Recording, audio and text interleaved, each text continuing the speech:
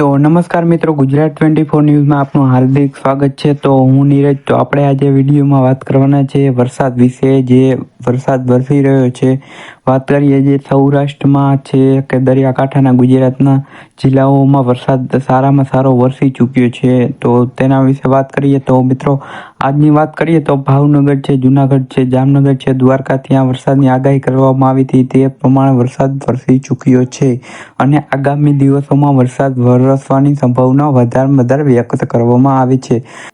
તો વાત કરીએ તો આગામી 48 કલાક ભારે વરસાદની સંભાવના છે। તે પછી સિસ્ટમનું ધીરે જોર ઘટશે અને વરસાદને જે જિલ્લામાં વરસાદ અત્યાર સુધી પડી રહ્યો છે અને પડી ચૂક્યો છે, તેમાં તે જિલ્લામાં ટેમ્પરેચરમાં થોડોક વધારો આવી શકે છે અને વરસાદનું જોર ઘટી શકે છે। કેમ કે મિત્રો, 4 સિસ્ટમ અત્યાર સુધીમાં સક્રિય છે ગુજરાત પર અને અપર એર સિસ્ટમના કારણે બી વરસાદ આપણે જિલ્લામાં પડી રહ્યો હતો ભારેથી અતિ ભારે। વાત કરીએ તો ખાસ કરીને જે દરિયાકાંઠાના વિસ્તારો છે ને મિત્રો, ખાસ કરીને સૌરાષ્ટ્ર છે, ત્યાં પણ સારો વરસાદ વરસી ચૂક્યો છે। વાત કરીએ તો નીચે બીજા રાજ્યમાં પણ સારો વરસાદ વરસી રહ્યો છે। તો મિત્રો, જે તમે સ્ક્રીન ઉપર જોઈ રહ્યા છો તે સિસ્ટમ સક્રિય થવાની સંભાવના છે કે આગામી દિવસોમાં જાય 2-3 દિવસ પછી। તો મિત્રો, આ સિસ્ટમ સક્રિય થાય અને આગળ વધે તો ગુજરાતમાં ભારેથી અતિ ભારે વરસાદની સંભાવના છે। જે આ સિસ્ટમ આગળ વધશે અને જે જિલ્લા ઉપર આવીને આવશે તો આ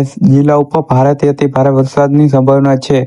અને તમે જોઈ પણ શકો છો કે આ 4 સિસ્ટમના કારણે આ સૌરાષ્ટ્રમાં છે, જામનગર છે, રાજકોટ છે, મોરબી છે, ચોટીલા છે, પછી ગોંડલ છે, જુનાગઢ છે, ઉના છે, ત્યાં વરસાદ વરસી રહ્યો છે અને વરસી ચૂક્યો છે, પણ સારામાં સારો વરસાદ પડી ચૂક્યો અને આગામી 5 દિવસ ભારેથી અતિ ભારે વરસાદની આગાહી પણ કરવામાં આવી છે હવામાન વિભાગ દ્વારા અને માછીમારોને દરિયો ના ખેડવાની પણ સૂચના આપવામાં આવી છે। પણ મિત્રો, વાત કરીએ તો આગામી 48 કલાક માટે ગુજરાતના અમુક જિલ્લામાં ભારેથી અતિ ભારે વરસાદની સંભાવના હવામાન દ્વારા વ્યક્ત કરવામાં આવી છે।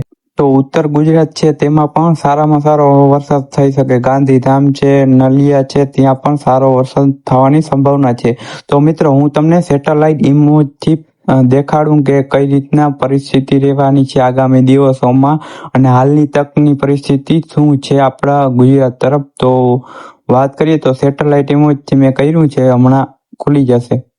તો મિત્રો, આ પ્રમાણે કંઈક પરિસ્થિતિ અત્યારે સુધીમાં દેખાઈ રહી છે। તો તમે જોઈ રહ્યા છો કે વાદળ, જે આ કાળા વાદળ છે, ત્યાં સારા વરસાદની સંભાવના છે ને અત્યારે વરસી પણ રહ્યો છે। તો તમે જોઈ શકો છો સ્ક્રીન ઉપર કે અત્યારે જે આ કાળા વાદળ છે, ત્યાં વરસાદ વરસી રહ્યો છે અને આગામી દિવસોમાં જાય તો વરસાદ વરસવાની સારી સંભાવના છે।